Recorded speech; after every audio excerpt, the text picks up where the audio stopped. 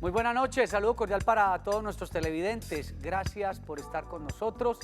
En su caso en casa, de lunes a viernes, 6:25 de la tarde, 5:30 de la mañana, la repetición. Gracias a los televidentes que nos escriben, a los televidentes que ven nuestros programas a través del canal de YouTube, Su Caso en Casa, Teleantioquia. Ahí veo los programas que de pronto se perdió o quiere compartir con otros amigos, con familiares, sobre los temas que hemos tratado aquí. Soy Juan Carlos Hurtado Ochoa, abogado, director y presentador de este espacio informativo y de servicio. Hoy el tema es interesante porque hay un decreto que ha sido polémico sobre el porte mínima de la dosis personal de estupefacientes, de droga. También hay un programa de la gobernación que está adelantando el gobernador de Antioquia, el doctor Luis Pérez Gutiérrez, Antioquia libre de coca. También hay un tema relacionado con código de policía y sanciones desde el ámbito del código de policía y sanciones penales. Ustedes, los televidentes, podrán hacer las preguntas que deseen, podrán hacer comentarios sobre el tema. Esto es muy importante porque hemos visto que hay muchísimas dudas y creemos que todo es delito. Y hay una seria diferencia entre la prevención, entre la sanción y también los programas que vienen adelantando las autoridades para evitar o para ir reduciendo o para acabar con el flagelo tanto del consumo como de la venta y el tráfico de estupefacientes. Ese tema lo vamos a desarrollar con el abogado penalista, el doctor Daniel Ramírez. Buenas noches y gracias por estar nuevamente con nosotros. Juan Carlos, muy buenas noches para ti y para todos los televidentes. Muy contento de estar nuevamente en tu programa y presto para que toquemos este tema tan actual y tan vigente. ¿Por dónde comenzamos? El gobernador Luis Pérez Gutiérrez tiene la firme convicción de reducir los cultivos de coca en el departamento de Antioquia. Sabemos que el gobierno nacional también, que los gobernadores y alcaldes de otros departamentos y ciudades del país también tienen la meta. Pero entonces, cuando se habla de estos programas, doctor Daniel Ramírez, hablemos desde el ámbito penal. ¿Sirven, no sirven, son oportunos? ¿Serán la solución para que podamos reducir tanto el consumo como el comercio de alucinógenos? Bueno, Juan Carlos, vale la pena aclarar y comenzar diciendo que en los últimos años, y más exactamente en el año 2017, ha sido el año en el que más se ha incautado dosis de droga. Además, en el cual se ha luchado más contra los cultivos de coca. ¿Qué pasa? Se lucha contra la coca, contra los cultivos de coca, se logran fumigar, atacarlos y que terminen, pero al mismo tiempo crece la producción y crecen los cultivos. Entonces nos dicen, bueno, por un lado crecemos estadísticamente, mejoramos, cada vez incautamos más, tenemos más resultados, acabamos con más hectáreas, pero por la otra nos dicen, hey, un momento, ahora tenemos más cultivos que en todos los años. Entonces, si comparamos resultados aquí, pues vamos a ver que los resultados son muy positivos. Es más, el gobierno, la gobernación, la presidencia de la República, se observa que están haciendo unos esfuerzos grandísimos, más que en años anteriores. Pero los resultados no son acordes con los nuevos cultivos y con las consecuencias que están trayendo. A ver, entonces para irnos con televidente, hay más erradicación de cultivos, luego hay más cultivos. Correcto. Hay más consumo. Correcto. Y hay más venta de droga. Correcto. Esto es un círculo vicioso. Y tiende cada vez a ser más amplio. Y capturan más cabecillas de grupos que se dedican al tema también, y salen otros. Esto es una cadena muy, muy particular. Vamos a saludar a Miriam desde el municipio de Itagüí. Buenas noches. Hola, buenas noches. Para felicitarlos por ese excelente programa. Bueno, quería hacer un pequeño aporte. Claro que sí. Y es que pienso, mi humilde opinión, es que esto que salió, esta nueva ley que está llevando a estos muchachos, a ellos les quitan la dosis mínima, que sería para el consumo diario. ¿Qué van a hacer estos muchachos? Ir y comprar una nueva dosis. Claro. Si no tienen forma de comprarla, pues se va a incrementar los atracos, el hurto, todas estas cosas. Entonces uno piensa, si esto es así, primero los autorizaron a una dosis.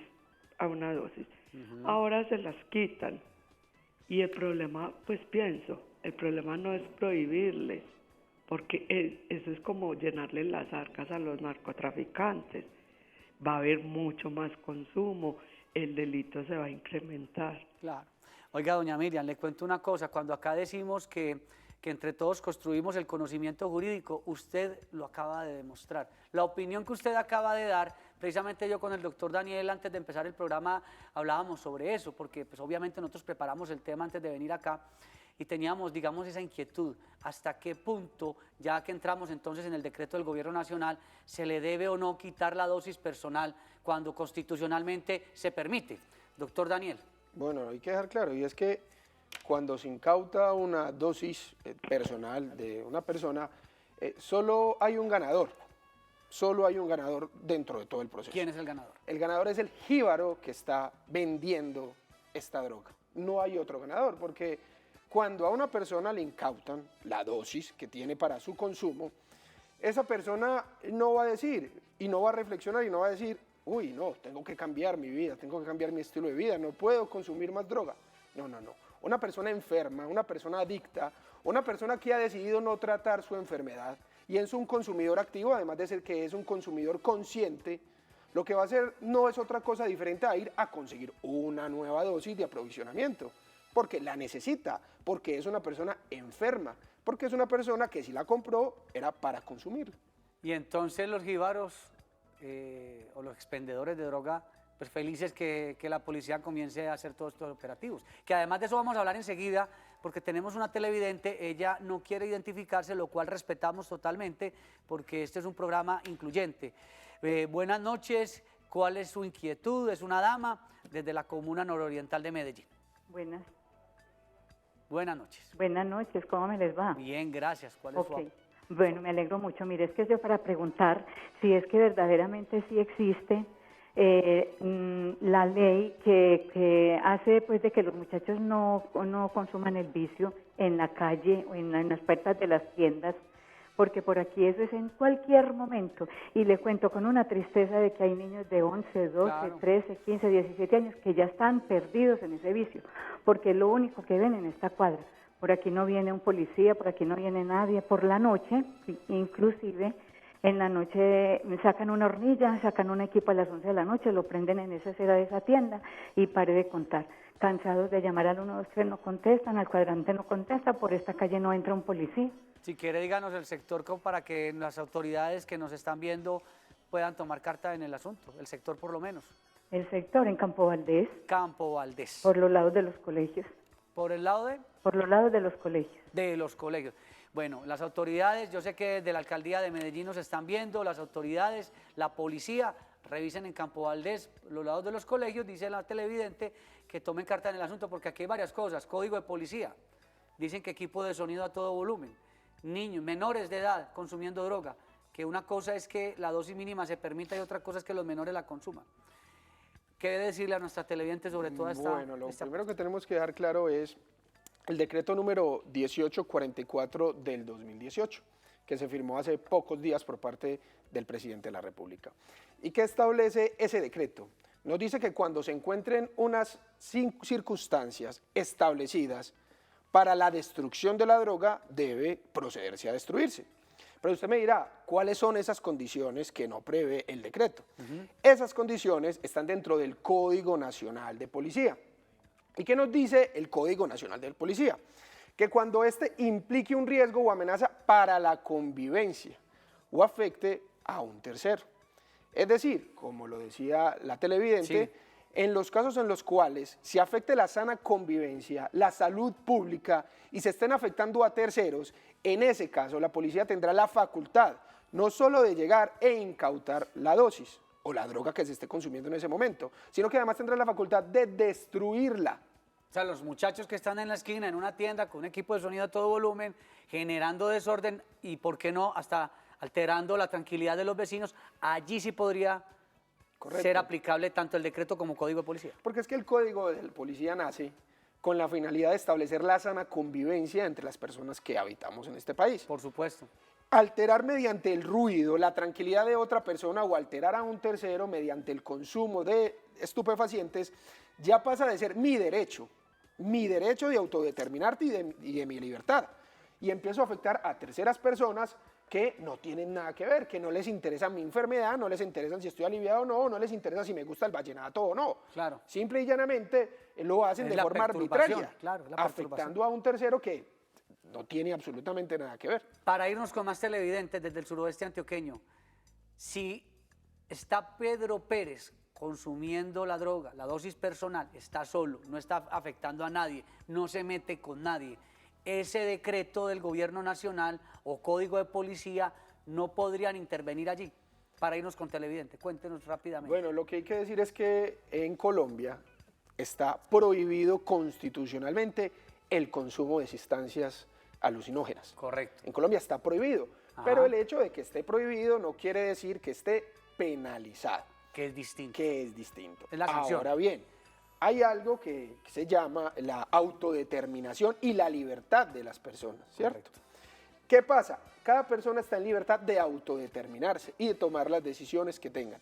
¿Dónde termina mi derecho? Cuando empieza a afectar el de un tercero. Correcto. Por eso es que en el año 94, cuando existían las prohibiciones, porque antes en el año 86, a través de la ley 30, se generaron unas prohibiciones, y era que el consumidor que fuera encontrado consumiendo y que además fuera drogadicto, o sea, que tuviera una necesidad de consumir alucinógenos, podría ser privado de la libertad hasta por un año. Mejor dicho. Una persona que fuera encontrada consumiendo y que además fuera drogadicta. Correcto. Y la ley lo obligaba a él a tener que curarse, es decir, tenía que ir a un centro de rehabilitación porque podía escoger o va a un centro de rehabilitación o va a la cárcel. Pero por sus propios medios.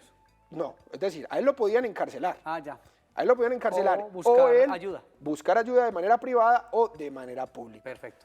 Tenemos otra televidente, tampoco quiere identificarse, desde el suroeste antioqueño. Gracias por estar con nosotros. Buenas noches. ¿Cuál es su aporte Buenas o su inquietud? noches, Buenas excelente noches. programa. Hablando pues de que los únicos que se benefician ahí son los jíbaros, pues, y todos los productores de esas sustancias. Petro tuvo una idea que era suministrarle a los drogadictos la dosis. Lo necesario. Exactamente. A mí me parece que esa sí es muy buena idea, porque eso antes sí golpea el bolsillo de los narcotraficantes, de los jíbaros. Claro. Además, el consumidor no tiene que estar por ahí robando para conseguir la dosis, sino que si la va a tener gratis, pues si él no se quiere recuperar, pues entonces que por lo menos la tenga gratis. Y no... ¿Y qué? Sí, entonces se le quita pues la rentica a los jíbaros. Y eso precisamente a Gustavo Petro recibió aspectos a favor y muchas críticas. Y mire la contradicción, señora. Sí. En Canadá en este momento dieron un giro distinto, están hablando de la legalización del consumo, lo que en Colombia no hemos logrado porque hay una contradicción de si se legaliza o no, y ocurre como con el licor en los años 30 era prohibido y lo legalizaron y digamos que se acabó, digamos, las bandas dedicadas al expendio ilegal de las bebidas. Será entonces, Exacto. doctor Daniel, y para la televidente muchas gracias. Sí, y otra cosa es que, por ejemplo, la gente dice, no, es que si se legaliza entonces los niños se van a volver todos consumidores, ahora igual están consumiendo. Sí, igual el licor es una droga también y se consume libremente. Entonces sería también interesante, doctor Daniel, plantear qué sugerencia hacer frente a lo que plantea nuestra televidente. Bueno, hay que dar claro que desde el punto de vista objetivo, la prohibición genera el encarecimiento del alucinágeno. Entonces, entre más medidas se tomen en contra del consumo de estupefacientes, obviamente este estupefaciente lo que va a hacer es aumentar su precio, porque va a ser más cotizado. Entonces ya no va a valer X plata, sino que va a valer XX plata. Y mientras más lo incauten, incautar se podrá decir, o mientras más jóvenes o personas que estén con la dosis mínima, la policía la destruya, eso va a incrementar la cadena y la especulación en el mercado y el consumo y todo eso, ¿no? Es decir, entre más sea difícil conseguirla, más difícil o más caro va a ser su precio, ¿cierto? Entonces, cuando lo tenemos prohibido, ¿quién es el que se beneficia con las ventas de los estupefacientes? Pues los jíbaros y los narcotraficantes. Ahora bien, si se diera pública y se legalizara, pues como sucedió en Canadá días pasados, sí. Pues ¿qué es lo que pasa? Que todos estos beneficios y todos estos dineros van a entrar al erario público. ¿A Claro. quién? Al Estado. Es más, esa fue una de las razones por las cuales Canadá legalizó el consumo de marihuana en su país, porque se dio cuenta que esos dineros se los estaban llevando los narcotraficantes americanos y centroamericanos. Como el licor ayuda paradójicamente, temas de salud y temas de educación, Usted para lo ha las dicho. rentas. Correcto. El licor. Vamos a ir a una pausa y seguiremos respondiendo inquietudes. Ustedes pueden aportarse sus inquietudes, comentarios. Después de la pausa hablando entonces, Antioquia Libre de Coca, programa que se está realizando. Decreto que genera polémica sobre si la policía puede o no destruir la dosis personal cuando descubra a alguien utilizándola. De eso vamos a hablar más adelante también con el doctor Daniel.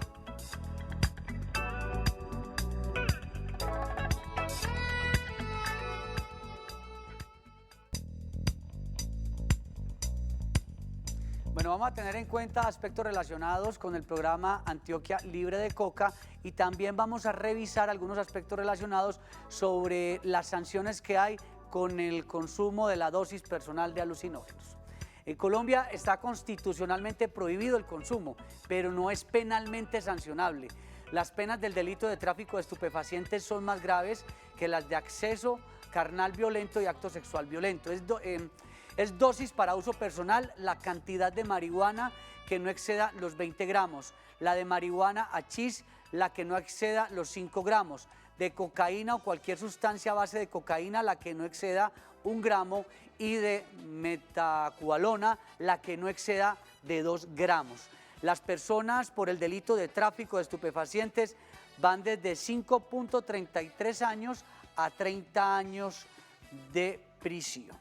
Entonces ahí pues tenemos unos aspectos importantes, tenemos televidente desde Cúcuta. ¿Con quién tenemos el gusto? Buenas noches. Buenas noches, doctor. Con Alfonso Casadiego de Cúcuta, norte de Santander. Eso estamos viendo, don Alfonso. ¿Cuál es su aporte o su pregunta? El aporte de la pregunta mía es lo siguiente. Todos ustedes de la oficina hablan y dicen que eso es una enfermedad. ¿Eso cuál enfermedad? Eso es un vicio. Eso es ser uno sinvergüenza. Por eso es que estamos jodidos en este país. Una sinvergüenzura. Porque todos hablan que es enfermedad. Entonces, ¿el que toma alcohol también es enfermo? Eso es una buena discusión. A nuestro televidente, muchas gracias. Eso hay una discusión de doctor Daniel. Si quien es alcohólico es una enfermedad. Esto es opinión personal. Yo creo que quien es alcohólico sí tiene una enfermedad. Quien consume, algunos lo harán de manera recreativa. Lo que pasa es que, y eso ya nosotros no somos médicos, es dependiendo cuál es la esclavitud que tiene el ser humano frente a determinadas adicciones. Doctor Daniel, ¿cuál es su opinión? Porque el televidente plantea algo y dice, esto es pura sinvergüenzura. Mire, usted le pregunta a la gran mayoría de personas que son enfermas y son adictas a los alucinógenos, si pudieran dejar de depender de la droga o si pudiesen devolver el tiempo en el momento en que la probaron, la respuesta de ellos sería jamás la hubiese probado. Porque ellos se volvieron dependientes de la droga. Empezaron de manera recreativa y cuando una persona empieza a depender, cuando deja esa adicción o cuando lo intenta dejar, eso acarrea una serie de consecuencias, porque el cuerpo no está adaptado a no estar sin esa droga. El cuerpo empieza a sufrir, la persona empieza a ser dependiente, se empiezan a generar una serie de necesidades que hacen que esa persona sea adicta. Y al ser adicta, pues es una persona enferma, porque ya no puede autodeterminarse, sino que la droga termina determinándolo a él. Y yo sí he conocido casos en los que uno habla con personas adictas y dicen, si yo pudiera, como dice usted, devolver el tiempo, no la hubiera probado, porque los organismos son distintos. Hay gente que la maneja, otras personas no. Entonces sí hay una discusión si es enfermedad o si es envergüenzura, como dice el televidente de Cúcuta. Vamos con Gloria desde el municipio de Jardín. Muy buenas noches. Doña Gloria. Buenas noches. Buenas noches. Juan Carlos, felicitaciones. Gracias. Buenas noches, Juan Carlos. Me alegra mucho que estés trabajando este tema. Te conozco desde hace muchos días como periodista y me encanta que estén abordando esta temática. Muy amable. ¿Tiene alguna pregunta, alguna aporte? Me da mucha tristeza, pues, con las personas que consideran que eso es un vicio, porque es que las adicciones están desde el consumo de alucinógenos, el consumo de alcohol es una enfermedad, la ludopatía es una enfermedad. Sí. Cuando todo esto hay que asumirlo, es como una enfermedad. Cuando las familias que hemos pasado por procesos similares, donde hemos tenido seres que han incursionado con determinada sustancia, solamente nosotros reconocemos esa enfermedad y sabemos lo difícil que es para el paciente, como lo es para todo el entorno familiar. Lo único que yo pediría a todas las, pues al gobierno y a la entidad privada, a la entidad pública y a la comunidad en sí, es de ayudar a combatir todo este flagelo, que con medidas como las que ha tomado el gobierno solamente incrementan más los consumos. Gloria, muchísimas gracias. Yo creo, si Gloria no estoy mal, ¿alguna vez nos conocimos de pronto en el ejercicio periodístico en la Asamblea? Sí, señor. Bueno, muchas gracias. Saludo para usted y para su esposo. Un abrazo muy grande del municipio de Jardín, un municipio hermoso. Eso es muy complicado. Quienes hayan estado de pronto en programas de Alcohólicos Anónimos encontrarán que muchos dicen, no, yo no estoy enfermo, es que yo soy un consumidor social. Y resulta que si usted es un consumidor social, pero necesita consumir determinados días, así no lo haga diariamente, tiene posiblemente una enfermedad. Y eso es complicado entrar en esa discusión, doctor Daniel. Ustedes que estudian el tema penal, porque los penalistas saben, también sociológicamente entienden los fenómenos, ¿cuáles serían las propuestas? ¿Decretos, resoluciones, policía, códigos, sanción penal? No, mire, la respuesta ya está, y está hace muchos años. Tenemos que volvernos al año de 1994, cuando el magistrado Carlos Gaviria Díaz genera esa ponencia en la cual establece la autodeterminación de las personas y la libertad que tiene cada persona para hacer con su vida lo que crea más conveniente. Porque los seres humanos nos creemos con la capacidad de juzgar y de señalar a los demás, sin primero mirarnos a nosotros y mirar qué tanto nos afectan esas acciones. Ahora bien, nos dice la señora, sí, pero es que en el parque se hacen 3, 4, 5 pelados a fumar marihuana. Sí. Ojo, nosotros no estamos diciendo que eso está bien. Es decir, aquí no hay una apología al desorden. Porque está afectando a terceras personas, Sí, claro, y está vulnerando los derechos de otras personas. Pero ahora bien, la persona que tenga la capacidad de autodeterminarse, que tome la decisión de consumir alucinógenos, esa persona que quiera consumirlos y que es enferma y sabe que es enferma y sin embargo decide asumirlo y quiere continuar siendo adicta, pues la sociedad no es nadie para obligarlo a que no la consuma. Correcto. Mucho menos para ponerle prohibiciones. Y usted me dirá, bueno, y entonces, ¿dónde nace el delito? ¿Cuándo se genera el delito? ¿En qué momento yo estoy cometiendo un delito? Porque entonces ya casi que se está señalando a todo el consumidor como delincuente. Bueno, lo primero vamos a establecer por qué no es un delito que una persona consuma. Para que se pueda dar la tipicidad, es decir, para que pueda existir en el marco normativo una prohibición, ¿cierto? Tiene que estar inscrita y necesita generar un daño a otra persona o a una situación en específica. Ese daño está compuesto por antijuridicidad formal o antijuridicidad material. Y les explicaré de forma muy sencilla qué es eso, ¿cierto? Material es que afecte el bien que está protegiendo y formal es que esté descrita en la norma. Si está descrita en la norma, pero no afecta, pues entonces no habrá antijuridicidad material y no podrá ser un delito y no podrá haber daño. No habrá daño. ¿Y por qué no hay delito? Porque lo que protege el delito del tráfico de estupefacientes no es otra cosa que la salubridad pública. Bueno, lamentablemente se nos acabó el tiempo, don René Marinilla, no alcanzamos con usted, pero por el interno lo atendemos. Gracias, doctor Daniel Ramírez, porque vea, estos temas cambiamos un poco la dinámica de la semana y nos interesan a todos definitivamente. Muchas gracias. Estuvo también con ustedes Juan Carlos Hurtado Ochoa, la dirección y presentación de este espacio informativo y de servicio. No se vayan porque ya viene la emisión central de Teleantioquia Noticias, porque Teleantioquia te ve grande.